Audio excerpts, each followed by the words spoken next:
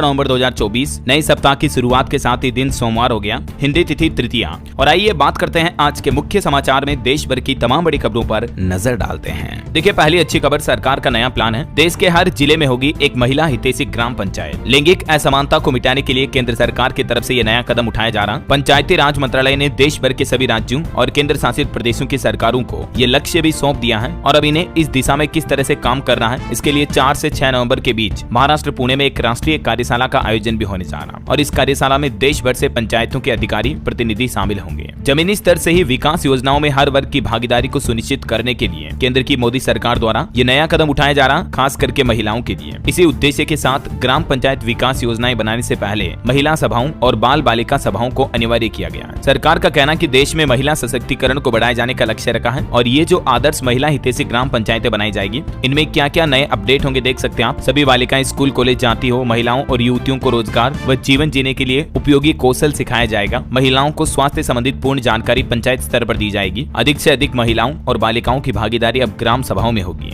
मतदान, महिलाओं के अधिकारों के प्रति भी जागरूक किया जाएगा, वगैरह वगैरह। चलिए अगली खबर देखिए। दिल्ली के अधिवक्ता यानी कि वकील आज सोमवार को काम नहीं करेंगे। गाजियाबाद में वकीलों पर हुए हमले के बाद बैठक में यह फैसला लिया गया। आज वकील हड़ताल पर रहेंगे। दिल्ली के सभी बार एसोसिएशन के वकीलों ने यह फैसला लिया है। और वहीं देखिए अगली खबर दोस्तों, कोरोना वायरस पर अब वैज्ञानिकों की तरफ से एक नई रिपोर्ट सामने आ रही है, जिसमें बताया गया कि कोविड-19 से 30% तक बढ़ गया है हाई कोलेस्ट्रॉल का खतरा। मतलब कोरोना वायरस का इन्फेक्शन जिन लोगों को हुआ है उनको हार्ट डिजीज यानी हृदय से जुड़ी बीमारियों का जोखिम भी बढ़ जाता है और ऐसे लोगों में आफ्टर कोविड इफेक्ट्स के रूप में कोलेस्ट्रॉल की समस्या भी सबसे ज्यादा देखी जा रही है। Albert Einstein college of medicine के शोधकर्ताओं वैज्ञानिकों की रिसर्च में 2 लाख से भी ज्यादा वयस्कों को शामिल किया गया और ये नतीजे जारी किए गए, जिसमें बताया कि कोविड संक्रमण की वजह से हाई कोलेस्ट्रॉल विकसित होने का जोखिम लगभग 30% तक बढ़ सकता है। चलिए अगली खबर देखिए। भारत में साइबर घोटाले का बहुत बड़ा नेटवर्क है। ईडी ने डिजिटल अरेस्ट मामले में एक चार्जशीट भी दाखिल की। इसमें भी चौंकाने वाले खुलासे हुए। जांच एजेंसी ईडी ने 8 लोगों को इसमें आरोपी भी बनाया है। आए दिन जो हमारे देश में साइबर फ्रॉड होते रहते हैं, ऑनलाइन लोगों के साथ धोखाधड़ी होती है, बैंक खातों से पैसे कट जाते हैं, तो इसी को लेकर अब ईडी ने भी कार्रवाई करना शुरू कर दिया है। वहीं देखिए भारत के पॉपुलेशन यानी जनसंख्या पर भी एक रिपोर्ट आ रही दोस्तों कि साल 2025 में हमारे देश की जनसंख्या 146 करोड़ होने की संभावना है। राष्ट्रीय जनगणना अगले साल शुरू होकर 2026 की शुरुआत में खत्म होगी। यानी सरकार का प्लान है 2025 में भारत की सेंसस जनगणना भी आयोजित की जाएगी। रिपोर्ट्स में ये भी बताया जा रहा है कि 2025 के बाद भारत की जनसंख्या वृद्धि दर में भी लगातार कमी आएगी। चलिए अगला अपडेट है। प्रधानमंत्री नरेंद्र मोदी ने बोत्सवाना का राष्ट्रपति निर्वाचित होने पर ड्यूमा बोको को बधाई दी और दोनों देशों के बीच द्विपक्षीय संबंधों को और मजबूत होने की बात भी कही है। वहीं दोस्तों आज देश के प्रधानमंत्री नरेंद्र मोदी झारखंड राज्य के दौरे पर रहेंगे। यहाँ 2 बड़ी रैलियों को संबोधित करेंगे। जो झारखंड में विधानसभा चुनाव होने वाले इलेक्शन के सिलसिले में आज 4 नवंबर को पीएम की ये पहली रैली होगी। चाईबासा और गढ़वा में जनसभा को संबोधित करेंगे। इससे पहले कल गृह मंत्री अमित शाह भी झारखंड जा चुके हैं। बीजेपी ने अपना इलेक्शन मैनिफेस्टो भी जारी कर दिया, मैं आपको आगे बताऊंगा अपडेट। और इसके बाद प्रधानमंत्री का प्लान है 8 से 14 नवंबर तक महाराष्ट्र में भी धुआंधार 11 रैलियां आयोजित करेंगे। यूपी के सीएम योगी आदित्यनाथ भी कमान संभालेंगे। चलिए अगली खबर देखिए। WHO की तरफ से भी रिपोर्ट जारी की गई। भारत के लिए बड़े गर्व की बात है, 2015 से लेकर 2023 तक भारत में 17% से भी ज्यादा कम हुए टीबी के मरीज। और WHO द्वारा जारी इन आंकड़ों के बाद पीएम मोदी ने भी पोस्ट जारी करते हुए अहम संदेश दिया। सरकार का प्लान है बिल्कुल टीबी मुक्त भारत बनाना। और टीबी को लेकर उत्तर प्रदेश से भी एक अच्छी खबर आई है। यूपी के सीएम योगी सरकार के नाम एक बड़ी उपलब्धि हासिल हुई। टीबी की पहचान कर इलाज करने के मामले में उत्तर प्रदेश को पहला स्थान मिला देश भर के सभी राज्यों में, तो ये भी यूपी के लिए बड़े गर्व की बात है। चलिए अगला अपडेट देखिए दोस्तों। जम्मू कश्मीर के श्रीनगर में कल संडे को ग्रेनेड ब्लास्ट हुआ, जिसमें 12 लोग घायल हो गए। सीएम उमर भी बोले कि हमलों से परेशान हूँ। एक दिन पहले भी यहाँ सेना ने एक आतंकी को मार गिराया था। वैसे इन हमलों के बाद जम्मू कश्मीर के उपराज्यपाल ने भी अधिकारियों के साथ बैठक की और कहा कि आतंकियों पर अब अंतिम प्रहार होगा। इंडियन आर्मी के जवानों को भी उपराज्यपाल ने कुछ नए अधिकार दे दिए हैं, जिससे कि आतंकी घटनाओं पर अब सख्त कार्रवाई की जाएगी। वहीं खबर है कि अब्दुल रहीम राथर जम्मू कश्मीर विधानसभा के स्पीकर होंगे। मुख्यमंत्री उमर अब्दुल्ला ने सहयोगी दलों के साथ बैठक के बाद ये फैसला लिया और जम्मू विधानसभा का पहला सत्र आज से ही शुरू होने जा रहा है। चलिए अगला अपडेट देखिए दोस्तों। इलेक्शन के माहौल के बीच प्रियंका गांधी के साथ केरल वायनाड पहुंचे राहुल गांधी भी और बोले कि अब प्रियंका आपकी बहन है, बेटी और मां भी है, वह आपकी सबसे अच्छी सांसद होगी। वहीं खबर है कि 4 धाम में अब तक 44 लाख श्रद्धालु पहुंचे इस साल। केदारनाथ और यमुनोत्री धाम के कपाट भी आज से बंद हो चुके हैं। हालांकि बद्रीनाथ धाम में 17 नवंबर तक दर्शन हो पाएंगे। बाकी केदारनाथ धाम के कपाट भी शीतकाल के लिए बंद हुए। कपाट बंद होने के दौरान 15,000 से भी ज्यादा श्रद्धालु मौजूद थे। चलिए प्रदूषण पर बड़ी खबर देखिए दोस्तों। दिल्ली में एक AQI 500 के पार चल रहा अभी भी। 12 घंटों में बहुत खराब से खतरनाक कैटेगरी में पहुंचा पॉल्यूशन। 10 सबसे प्रदूषित शहरों में 4 उत्तर प्रदेश के भी शामिल हैं। और दोस्तों, प्रदूषण के इन हालातों के बीच वैज्ञानिकों की एक रिपोर्ट देखिए। वायु प्रदूषण की वजह से लोगों का दिल बीमार हो रहा है। समय से पहले ही 45 लाख मौतें हुई। मतलब इतने प्रदूषण वाले एरिया में जो लोग रहते हैं उनको हृदय रोग गंभीर रूप से होने की संभावना बढ़ जाती है और प्रदूषण के कारण हर साल 90 लाख अकाल मौतें भी होती हैं। अभी दिल्ली में भी हालात ये चल रहे हैं। लोगों को आंखों में जलन की शिकायतें, सांस लेने में भी परेशानी हो रही है। कल रविवार का दिन इस सीजन का सबसे दूसरा प्रदूषित दिन रहा। कुछ और शहरों में भी पोल्यूशन के हालात देखिए आप। हरियाणा का सोनीपत देश में चौथा सबसे प्रदूषित शहर बन चुका है। इसका AQI भी 321 के पार चल रहा है। वैसे हरियाणा में सिर्फ सोनीपत ही नहीं बल्कि 11 और शहरों में भी AQI 250 के पार चल रहा है। और अभी तो देश का सबसे ज्यादा प्रदूषित शहर पंजाब का अमृतसर है। यहाँ लगातार तीसरे दिन भी पंजाब में AQI 500 के पार रहा। मतलब दिल्ली से भी गंभीर हालात तो अभी पंजाब अमृतसर में चल रहे हैं। ये देश का सबसे प्रदूषित शहर है। अभी इसका AQI गिरकर 368 तक पहुंचा और मौसम वैज्ञानिकों का कहना है कि नवंबर में भी यहाँ तो प्रदूषण से राहत नहीं मिलेगी। वैसे दिल्ली में तो अब प्रदूषण को कम करने के लिए सरकार ने प्लान बनाया है। 54,000 गाड़ियों पर भी कार्रवाई की गई और 56 कंस्ट्रक्शन साइट को भी फिलहाल बंद करने का निर्देश जारी किया है। दिल्ली NCR में हवा की गुणवत्ता को सुधारने के लिए केंद्र सरकार की तरफ से कमेटी बनाई गई और उसमें यह आदेश जारी किए गए। चलिए अगली खबर देखिए। पेंशनर्स के लिए अच्छा अपडेट है। कहीं रुक न जाए आपकी भी पेंशन। 30 नवंबर तक जरूर निपटा ले काम। दरअसल बात कुछ यूं है कि सरकार का कहना है कि जो भी पेंशन का लाभ उठाते हैं तो उन सबको इस नवंबर महीने के अंत तक अपना जीवन प्रमाण पत्र यानी कि लाइफ सर्टिफिकेट सबमिट करना है। सिंपल भाषा में बोले तो पेंशनर को अपना जिंदा होने का सबूत देना पड़ता है हर साल। तो ये नवंबर महीने में काम निपटाना है, वरना आपकी दिसंबर महीने से पेंशन रुक सकती है। सरकार की तरफ से सभी पेंशनर्स को ये निर्देश भी जारी किया। वैसे अभी तो आप घर बैठे ही लाइफ सर्टिफिकेट सबमिट कर सकते हैं। आधार फेस RD मोबाइल ऐप या जीवन प्रमाण फेस ऐप के माध्यम से भी आप अपने मोबाइल से ही लाइफ सर्टिफिकेट सबमिट कर सकते हैं। इसके लिए ये कुछ सिंपल स्टेप है, इनको फॉलो करना है। ऐप इंस्टॉल करना, मोबाइल नंबर डालने, फिर आपका चेहरा स्कैन करना है और आपका काम हो जाएगा। बाकी आप घर पर नहीं करना चाहते हैं तो आप ऐसे भी लाइफ सर्टिफिकेट जमा कर सकते हैं अपने नजदीकी बैंक या पोस्ट ऑफिस में जाकर, या उमंग ऐप का भी इस्तेमाल कर सकते हैं। या फिर अगर आपके नजदीकी पोस्ट ऑफिस में postman service home service available है तो इसके द्वारा भी आप लाइफ सर्टिफिकेट जमा कर सकते हैं, है ना। चलिए अगला अपडेट देखिए दोस्तों। महिलाओं को हर महीने 2100 रुपए दिए जाएंगे और 2 मुफ्त गैस सिलेंडर भी मिलेंगे सालाना।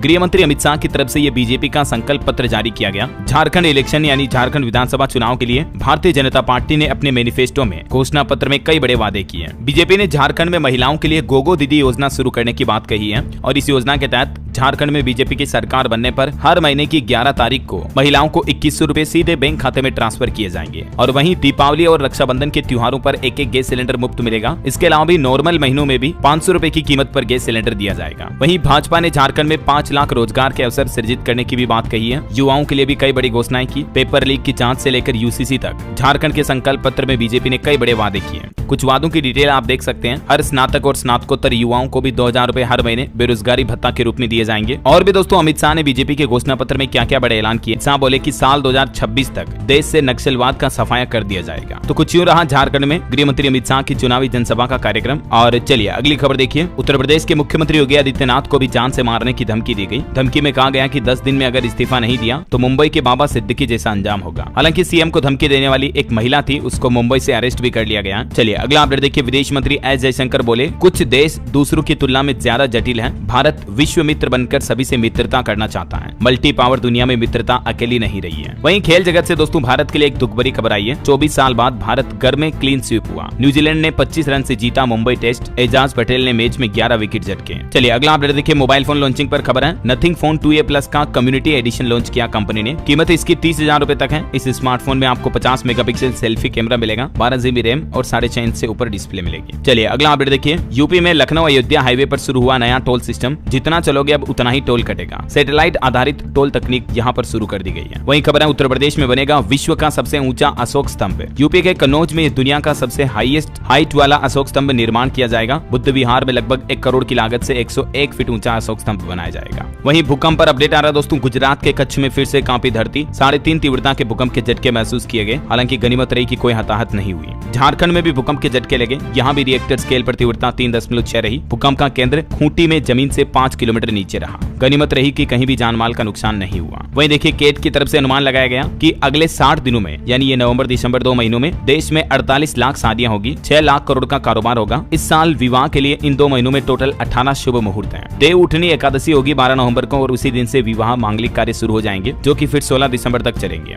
अनुमानित 48 लाख शादियां होने का अनुमान है, जिससे 6 लाख करोड़ का व्यापार होगा। और इसी साल यानी अब बचे 2 महीनों में शादियों के लिए टोटल 18 शुभ मुहूर्त रहेंगे, जिनमें नवंबर में इन तारीखों पर शुभ तिथियां रहेगी। 12, 13, 17, 18, 22, 23, 25, 26, 28 और 29 तारीख को। और दिसंबर में टोटल ये 8 तिथियां रहेगी जिसमें शादियों के लिए शुभ मुहूर्त होंगे, है ना। चलिए अगली खबर देखिए। संसदीय समिति के सामने परसों बुधवार को पेश होंगे विदेश सचिव। LAC गश्त और कनाडा संबंधों पर भी जानकारी दे सकते हैं। वहीं वक्फ संशोधन विधेयक बिल पर भी खबर आ रही कि अगर वक्फ विधेयक पारित हुआ तो बैसाखी भी होंगे जिम्मेदार। जमीयत उलेमा ए हिंद के प्रमुख अरशद मदनी ने कहा कि राष्ट्रीय जनतांत्रिक गठबंधन यानी NDA में जो दल धर्मनिरपेक्ष होने का दावा करते हैं उनसे इस खतरनाक विधेयक का समर्थन करने से बचना चाहिए। जमीयत उलेमा ए हिंद ने TDP और JDU को भी ये चेतावनी दी है, जो कि NDA के सहयोगी दल है। चलिए अगला अपडेट देखिए दोस्तों। भारत ने जारी किया अपना नया बायोडाइवर्सिटी प्लान। साल 2030 तक क्या लक्ष्य हासिल करने का प्लान है सरकार का, तो देखिए जरा। भारत ने साल 2030 तक 30% भूमि, जल और समुद्री क्षेत्रों की रक्षा के लिए नया जैव विविधता एक्शन प्लान जारी किया है, जिसके तहत पर्यावरण संरक्षण और सस्टेनेबल डेवलपमेंट पर जोर दिया जाएगा, जिसके अंतर्गत कई नए लक्ष्य हासिल किए जाएंगे। और भी इस प्लान के बारे में डिटेल जानकारी आप देख सकते हैं। साल 2030 तक के लिए ये इंडियन गवर्नमेंट का प्लान है, ठीक है ना। बहरहाल अभी तो अपन कुछ और महत्वपूर्ण और काम की खबरें देखेंगे दोस्तों, लेकिन फिलहाल वक्त तो चला है आज के ताजा मौसम समाचार जानने का। देखिए राजस्थान में मौसम का एनालिसिस। अक्टूबर में रिकॉर्ड तोड़ बारिश हुई, तापमान भी 40 डिग्री के पार पहुंचा। नवंबर के दूसरे सप्ताह से पड़ेगी सर्दी। झारखंड में आज बादल छाए रहेंगे, हालांकि बारिश की संभावना नहीं है। 5 और 6 नवंबर को कोहरा छाया रहेगा। वहीं देखिए हिमालय पर भी जलवायु परिवर्तन का असर दिख रहा है। हिमानी झीलों के क्षेत्रफल में बढ़ोतरी हुई, जिससे कई राज्यों में बाढ़ का जोखिम बढ़ चुका है। केंद्रीय जल आयोग और मौसम वैज्ञानिकों द्वारा जारी रिपोर्ट के मुताबिक भारत के कई जिलों में सतही क्षेत्र में बढ़ोतरी हुई है, जिसका असर हिमाचल प्रदेश, उत्तराखंड, सिक्किम और अरुणाचल प्रदेश, लद्दाख जैसे एरिया में बाढ़ के हालात बढ़ने के आसार रहेंगे। ये असर पड़ेगा। और भी अगले 24 घंटों के दौरान मौसम की संभावित गतिविधियां क्या रह सकती हैं। इन कुछ राज्यों में हल्की मध्यम बारिश हो सकती है, देख सकते हैं आप डिटेल भी। चलिए मौसम के बाद आज के कुछ मार्केट अपडेट्स देख लेते हैं। 2-3 दिन की छुट्टियों के बाद मार्केट ओपन हो रहा, तो आज शेयर बाजार में बड़ी गिरावट आ सकती है, क्योंकि FIIs ने लगभग 1.25 लाख करोड़ के शेयर भी बेचे हैं। वहीं आज 4 नवंबर को शेयर बाजार में हीरो और सन फार्मा जैसे स्टॉक्स पर नजर रखें। कई सारी कंपनियों ने अपने फाइनेंशियल नतीजे भी जारी किए हैं। निवेशकों के लिए भी खबर है, 18 नवंबर को खुलेगा अब तक का सबसे बड़ा SME IPO। रोसमेटा डिजिटल सर्विसेज का 206 करोड़ रुपए का IPO 18 नवंबर को सब्सक्रिप्शन के लिए खुलेगा, ठीक है ना। और इसका प्राइस बैंड 140 से 47 रुपए प्रति शेयर तय किया गया है। वहीं केनरा बैंक ने भी अपनी रिपोर्ट जारी की। नेट प्रॉफिट 11% बढ़कर 4014 करोड़ रुपए हुआ। और खबर है RINL यानी राष्ट्रीय इस्पात निगम लिमिटेड को केंद्र सरकार ने वित्तीय मदद भी दी है, क्योंकि अभी कुछ संकटों से गिरी हुई है ये सरकारी कंपनी। तो इस कंपनी को उबारने के लिए केंद्र सरकार ने इसमें 1650 करोड़ रुपए की वित्तीय मदद दी है। तो इसके स्टॉक पर भी आप नजर रखें। और वहीं खबर देखिए, बांग्लादेश ने अगर पेमेंट नहीं किया तो बिजली काट देंगे। गौतम अडानी की तरफ से सख्त चेतावनी जारी की गई और 4 दिन का समय दिया अडानी पावर लिमिटेड कंपनी ने। यहाँ तक कि बिजली की सप्लाई भी आधी कर दी है, क्योंकि बांग्लादेश का 7118 करोड़ रुपया बकाया है अडानी पावर का। तो अभी तक भी बांग्लादेश ने पेमेंट नहीं किया है। तो अब कंपनी ने फाइनल अल्टीमेटम चेतावनी दी है, 4 दिन का समय दिया बांग्लादेश सरकार को। वहीं देखिए अमेज़न के मालिक जेफ बेजोस $3 अरब से ज्यादा के शेयर बेचे अमेज़न के, और अभी दुनिया के दूसरे सबसे अमीर शख्स बन चुके हैं। चलिए दोस्तों मार्केट के बाद आगे बढ़ते हैं अपन खबरों में। देखिए खबर है, इंडस्ट्रियल पार्कों के लिए जमीन पर जल्द ही मिलेगा कब्जा, और इससे युवाओं के लिए ग्रेटर नोएडा में रोजगार के अवसर भी बढ़ेंगे। यमुना प्राधिकरण की तरफ से यह नया प्लान बनाया जा रहा है, देख सकते हैं आप। वहीं खबर है दोस्तों, उत्तर प्रदेश रायबरेली में NTPC की 5वीं यूनिट भी बंद हुई। 210 मेगावाट विद्युत उत्पादन घटा, जिससे उत्तर प्रदेश, दिल्ली समेत 8 राज्यों में बिजली आपूर्ति प्रभावित होने की संभावना है। और खबर देखिए, विश्व के सबसे बड़े बंदी मगरमच्छ की मौत हुई। 100 सालों तक ये जीवित रहा। Guinness book of world records में भी इसका नाम दर्ज है। ऑस्ट्रेलिया में था ये दुनिया का सबसे बड़ा कैदी मगरमच्छ, लेकिन अब ये भगवान को प्यारा हो गया। ऐसा माना जाता है कि इस मगरमच्छ की उम्र करीब 110 साल थी। वहीं खबर देखिए, आज सोमवार से शुरू होगी राष्ट्रीय पुरुष हॉकी चैंपियनशिप प्रतियोगिता का आयोजन। 31 टीमें इसमें हिस्सा लेगी देश भर की,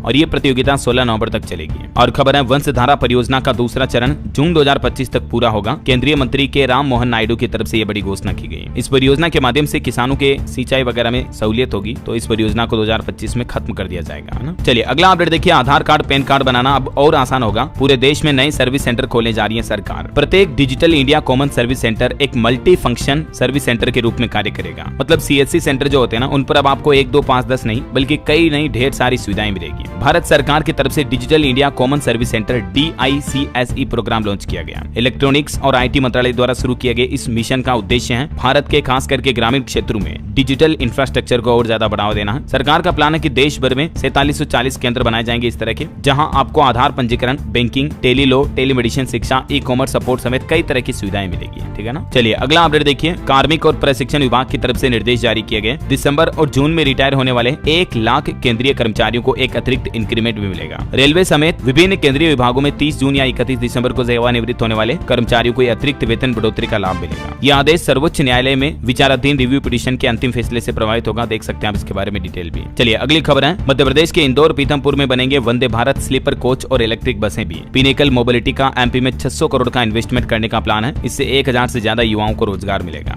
एमपी के पीथमपुर में ये इन्वेस्टमेंट किया जाएगा ना। वहीं खबर देखिए, छत्तीसगढ़ में मिट्टी, हवा और पानी से बीमारियों का इलाज होगा। 10 एकड़ में बनेगा पहला नेचुरोपैथी सेंटर। डायबिटीज, मोटापा और जोड़ों का दर्द भी ठीक होगा। केंद्र सरकार की तरफ से छत्तीसगढ़ के रायपुर में ये नया आयुष मेडिकल कॉलेज के पास ही प्राकृतिक चिकित्सा सेंटर बनाने की घोषणा की है और इसके लिए सरकार ने बजट भी जारी कर दिया है। वहीं खबर है, केंद्रीय परिवहन मंत्री नितिन गडकरी भी छत्तीसगढ़ रायपुर आएंगे। प्रदेश में पहली बार भारतीय सड़क कांग्रेस का अधिवेशन होगा। 5 देशों के रोड और कंस्ट्रक्शन एक्सपर्ट भी इसमें शामिल होंगे। परिवहन मंत्री का यह कार्यक्रम 8 नवंबर से 11 नवंबर तक होगा शहर के साइंस कॉलेज ग्राउंड में, है ना। और वहीं खबर देखिए, शंकराचार्य बोले कि गौ माता को राज्य माता घोषित करे छत्तीसगढ़ सरकार। छत्तीसगढ़ पहुंचे धीरेन्द्र कृष्ण शास्त्री ने भी योगी आदित्यनाथ के बयान बटोगे तो कटोगे का समर्थन किया। वहीं खबर है दोस्तों, यूपी लखनऊ में भी रोबोट करेंगे अब साफ सफाई का काम। 10 रोबोट खरीदेगा नगर निगम। जनवरी तक 20 रोबोट खरीदने का टारगेट है। और बिहार में देखिए, तेजस्वी यादव ने वादा किया कि रक्षाबंधन पर बहनों को मिलेगा 1-1 लाख रुपए का तोहफा। बोले कि बेरोजगारी, महंगाई और भ्रष्टाचार से बिहार की जनता तबाह है। आरजेडी को सत्ता में लाना होगा। वहीं खबर है, पीएम मोदी भी बिहार के जमुई में जनसभा को संबोधित करेंगे। बिरसा मुंडा की 150वीं जयंती पर 15 नवंबर को उनका ये आगमन होगा। वैसे बिहार के सरकारी शिक्षकों की ट्रांसफर और पोस्टिंग पर भी बड़ी खबर आई है। 6 नवंबर से ही ऑनलाइन आवेदन हो पाएंगे और ये शिक्षकों का भी 31 दिसंबर तक बिहार में ट्रांसफर हो पाएगा। तबादलों के लिए 10 ऑप्शन दे सकते हैं। जनवरी में नए स्कूलों में पोस्टिंग भी होगी। वैसे बिहार में स्टूडेंट के लिए भी एक नया नियम लागू होने जा रहा। बिहार के सरकारी स्कूलों में स्टूडेंट की अब ऑनलाइन हाजिरी लगेगी। मैंने आपको इसके बारे में डिटेल बताई थी पहले भी। 1 जनवरी 2025 से ही बिहार में नया नियम लागू होगा। अब स्कूलों में हाईटेक हाजिरी लगेगी। टेबलेट के जरिए बच्चों की चेहरा स्कैनिंग होगी। फेस स्कैन के जरिए बच्चों की अटेंडेंस लगेगी, है ना। चलिए अगला अपडेट है, चंडीगढ़ में बदला स्कूलों का समय। सुबह 8:20 से शुरू होगी कक्षाएं। आज सोमवार से नया टाइम टेबल लागू होगा। और वहीं भारत के लिए एक बड़े गर्व की बात देखिए दोस्तों, हिमाचल की वंशिका ने वर्ल्ड बॉक्सिंग में जीता गोल्ड मेडल। सिर्फ 1.5 मिनट में जर्मनी के मुक्केबाज को शिकस्त दी इन्होंने। अमेरिका में जो अंडर 19 विश्व चैंपियनशिप का आयोजन हो रहा, इसमें हिमाचल प्रदेश की वंशिका गोस्वामी ने ये भारत का नाम रोशन किया। मेरी कांग्रेट्स वंशिका को। वहीं खबर है, हिमाचल में पहली बार होगी ऑटो एंड मोटो क्रॉस। देश विदेश के एक्सपर्ट दिखाएंगे जोहर। कुल्लू फेस्टिवल ऑफ स्पीड इसे नाम दिया गया है। 27 से 30 नवंबर तक इसका आयोजन होगा। चलिए, पंजाब में आंकड़ा आ रहा कि धान की खरीद 85 लाख टन के पार हुई। 2320 रुपए प्रति क्विंटल की एमएसपी पर अभी धान की खरीदारी की जा रही है। वहीं देखिए, छठ के त्योहार पर घर जाने वालों के लिए अच्छी खबर। रेलवे की तरफ से 39 और नई स्पेशल ट्रेनें चलाने का घोषणा किया है। दिल्ली एनसीआर के रूट पर चलेगी है। और हिमाचल से एक और अपडेट है दोस्तों, मुख्यमंत्री सुखविंदर सिंह सुक्खू ने किया बालिका आश्रय कल्पा का दौरा और बालिकाओं को 25-25 हजार रुपए देने की घोषणा भी की है। देख सकते हैं आप हिमाचल सरकार के इस नए प्लान के बारे में डिटेल भी। चलिए अगला अपडेट है, 1 जनवरी से मध्य प्रदेश में 4 नए मिशन शुरू होंगे। मुख्यमंत्री डॉक्टर मोहन यादव की तरफ से बड़ा ऐलान किया गया। सीएम यादव ने कहा कि जनवरी 2025 से ही युवा शक्ति मिशन, गरीब कल्याण मिशन, किसान कल्याण मिशन और नारी सशक्तिकरण मिशन प्रारंभ किए जाएंगे एमपी सरकार द्वारा। मध्य प्रदेश के मुख्यमंत्री ने कल भी बड़ी घोषणा की थी, मैंने आपको बताया था। 10 से ज्यादा गाय पालने पर अब क्रेडिट कार्ड और अनुदान भी देगी एमपी सरकार। ऐसे किसान भाई लोग जो इतने गोपालकों का पालन करते हैं तो उन्हें 5 से 10 हजार रुपए तक गायों के पालन पोषण के लिए एमपी सरकार देगी। गोवर्धन पूजा समारोह के दौरान एमपी के सीएम ने ये घोषणाएं की थी, है ना। चलिए अगली खबर है, 4 नवंबर आज से होगा नया रायपुर में छत्तीसगढ़ राज्य उत्सव 2024 का आयोजन। एमपी के सीएम मोहन यादव इसका उद्घाटन करेंगे। वहीं खबर है, हरियाणा की नौकरशाही में भी सरकार ने बड़ा फेरबदल किया। 28 आईएएस अधिकारियों का ट्रांसफर किया। गुरुग्राम में भी नया डीसी नियुक्त किया गया। और वहीं देखिए, एक रिपोर्ट सामने आ रही कि मौजूदा वर्ष के पहले 10 महीनों में भारतीय नवाचारों और स्टार्टअप्स ने लगभग $12.25 बिलियन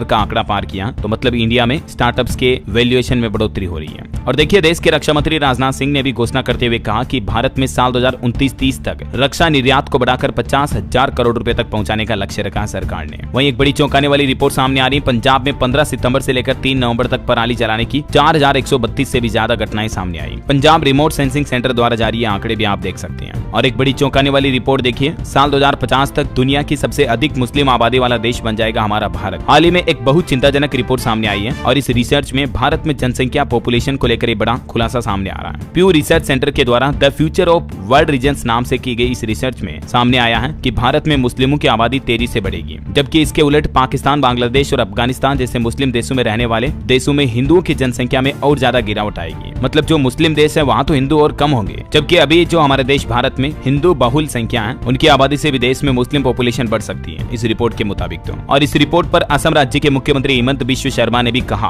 कि हिंदुओं को जय श्री राम का नारा लगाने के लिए एक साथ होना बहुत जरूरी है। आजादी के बाद से भी अब तक के आंकड़ों को देखें दोस्तों तो हिंदू 3 गुना बढ़े, जबकि मुस्लिम 7 गुना तक बढ़े हैं हमारे देश में। हिंदू, मुस्लिम, सिख, ईसाई किसकी आबादी कितनी तेजी से बढ़ी 1951 के बाद से लेकर अब तक के ये कुछ आंकड़े आप देख सकते हैं। चलिए अगली खबर देखिए, उत्तराखंड सरकार का सख्त आदेश। प्रदेश के स्कूलों और कॉलेजों में अब अगर छेड़छाड़ हुई तो उन शिक्षकों को भी बर्खास्त किया जाएगा जिन स्कूलों में इस तरह की घटनाएं देखने को मिलेगी। वहीं खबर है, मध्य प्रदेश अब एलिफेंट स्टेट भी बनेगा। मुख्यमंत्री ने राज्य स्तरीय टास्क फोर्स का ऐलान किया। एमपी में हाथियों की की जनसंख्या को बढ़ाने के लिए। और खबर है हरियाणा में देखिए अब सामान्य वर्ग में शादी करने वाली दूसरी राज्यों की महिलाओं को नहीं मिलेगा ये बड़ा लाभ। दरअसल राज्य चुनाव आयोग की तरफ से इस संबंध में स्पष्ट निर्देश भी जारी किए और कहा कि दूसरे प्रदेशों द्वारा जारी जाति प्रमाण पत्र के सहारे हरियाणा में आरक्षित सीटों पर निकाय चुनाव लड़ने की अनुमति नहीं दी जाएगी। अनुसूचित जाति प्रमाण पत्र को वैध माना जाएगा। ये चुनाव आयोग की तरफ से कुछ निर्देश जारी किए गए। वहीं खबर है बुजुर्ग पेंशनरों के लिए अच्छी खबर देखिए, जिला मुख्यालय के नहीं लगाने पड़ेंगे चक्कर। बीडीओ और एसडीएम को उत्तर प्रदेश सरकार की तरफ से कुछ नया पावर दिया गया, जिसके चलते पेंशन धारकों को तहसील और ब्लॉक मुख्यालयों पर ही पेंशन के बारे में जानकारी मिल पाएगी, है ना। वहीं खबर है 9 से अधिक देशों को चीन ने बड़ी सौगात दी, वीजा फ्री कर सकेंगे प्रवेश। और इन 9 देशों की लिस्ट आप देख सकते हैं। इन देशों के नागरिक अगर चाइना में जाते हैं तो वीजा लेने की जरूरत नहीं पड़ेगी। और अंतर्राष्ट्रीय न्यूज पर एक और अपडेट आ रहा कि 5 नवंबर से अमेरिका का राष्ट्रपति चुनाव होने जा रहा। चुनाव के परिणाम लगभग जनवरी में आएंगे। 6 जनवरी से लेकर 20 जनवरी तक अमेरिका में नए राष्ट्रपति की नियुक्ति होगी। चलिए दोस्तों कुछ एजुकेशनल खबरें देख लेते हैं। देखिए NMMSS स्कॉलरशिप के लिए आवेदन की अंतिम तारीख बढ़ चुकी है। ये NMMSS का मतलब है national means cum merit scholarship scheme, जो कि शिक्षा मंत्रालय की तरफ से चलाई जाती है। तो इसमें अब स्टूडेंट 15 नवंबर तक आवेदन कर सकते हैं इस ऑफिशियल पोर्टल के जरिए, ठीक है ना। और इसके लिए योग्यता क्या क्या होगी जिसकी जानकारी भी आप देख सकते हैं। कितनी स्कॉलरशिप मिलती है, तो इस योजना के तहत स्टूडेंट को हर साल 12,000 रुपए तक की छात्रवृत्ति का लाभ दिया जाता है। वहीं इस सप्ताह की कुछ गवर्नमेंट जॉब्स भी देख लीजिए आप। राष्ट्रीय स्वास्थ्य मिशन में 7,401 पदों पर भर्ती निकली हुई है। राजस्थान में भी 2202 पदों पर भर्ती है। ये स्वास्थ्य मिशन वाली भर्ती तो यूपी में है, ठीक है ना। और इसमें आवेदन करने की अंतिम तारीख 17 नवंबर है। इसके अलावा यंत्र इंडिया लिमिटेड में भी 3883 पदों पर भर्ती निकली हुई है। 21 नवंबर लास्ट डेट। राजस्थान के आरपीएससी में वैकेंसी है 4 दिसंबर लास्ट डेट। इसमें आवेदन 5 नवंबर से शुरू होंगे। 2202 पदों पर भर्ती आने वाली है। ONGC में भी 2236 पदों पर वैकेंसी निकली हुई है। 10 नवंबर आवेदन करने की लास्ट डेट। कोल इंडिया में 640 पदों पर वैकेंसी है। 28 नवंबर लास्ट डेट। तो ये इस सप्ताह की कुछ टॉप जॉब्स हो गई। बिहार में भी CHO के 4500 पदों पर भर्ती निकली हुई है। इसमें भी 1 नवंबर से आवेदन शुरू हो चुके हैं। अंतिम तारीख 21 नवंबर, ठीक है ना। इसके अलावा हरियाणा में भी असिस्टेंट प्रोफेसर के 2424 पदों पर भर्ती निकली हुई है, जिसमें 6 नवंबर से आवेदन शुरू होंगे और इसकी लास्ट डेट ही 12 नवंबर ही रहेगी। बहुत ही कम टाइम दिया गया है, तो तब तक कैंडिडेट अप्लाई कर लें। वहीं उत्तर प्रदेश में देखिए कंप्यूटर प्रशिक्षण योजना के द्वितीय चरण के लिए आवेदन की तारीख बढ़ा दी है सरकार ने। अब 10 नवंबर तक पंजीकरण कर पाएंगे, ठीक है। और यूपी सरकार का एक और प्लान देखिए आप। अब सरकारी स्कूलों में होगी पढ़ाई। यूपी में 8000 मॉडल कंपोजिट विद्यालयों की स्थापना की जाएगी। 10 एकड़ में चमचमाता स्कूल भी बनेगा। उत्तर प्रदेश के आजमगढ़ में मुख्यमंत्री योगी आदित्यनाथ द्वारा ये कुछ बड़ी घोषणाएं की गई है। वहीं खबर है दोस्तों यूपी बोर्ड परीक्षा में कॉपी चेकिंग की ड्यूटी के लिए भी अब ज्यादा पैसे दिए जाएंगे। मतलब 10वीं 12वीं की कॉपियां चेक करने वाले टीचर्स को अब ज्यादा तनख्वाह मिलेगी। ये बढ़ी हुई दर 2025-26 से लागू होगी। कॉपियां चेक करने वाले किन टीचर्स को प्रति कॉपी कितने रुपए दिए जाएंगे, इसके बारे में डिटेल भी आप देख सकते हैं। तो ये उत्तर प्रदेश के शिक्षकों के लिए भी अच्छी खबर है। लगभग 5 सालों बाद योगी सरकार द्वारा ये पारिश्रमिक बढ़ाया गया, ठीक है। और वहीं खबर देखिए आप मध्य प्रदेश में संबल योजना के पात्र स्टूडेंट विलंब शुल्क के साथ 30 नवंबर तक आवेदन कर सकते हैं। वहीं MP स्टूडेंट के लिए एक और अच्छी खबर है। सरकारी स्कूलों में अब एग्रीकल्चर की पढ़ाई भी हो पाएगी। MP सरकार के द्वारा ये कुछ नए कोर्सेज भी शुरू किए गए हैं। और खबर है बंगाल में भी देखिए 2355 और प्राइमरी स्कूलों में होगी 5वीं तक की पढ़ाई। ये स्कूलों की संख्या बढ़ाई गई है बंगाल सरकार द्वारा। और खबर है कि हिमाचल प्रदेश में जल्द ही शुरू होगी मुख्यमंत्री सुख शिक्षा योजना। इस योजना के तहत 18 साल से कम आयु के बच्चों को हर महीने हिमाचल सरकार द्वारा अनुदान दिया जाएगा। और अनुदान के तहत 1000 रुपए मासिक मिलेंगे बच्चों की शिक्षा, स्वास्थ्य, पोषण संबंधित खर्चों को पूरा करने के लिए।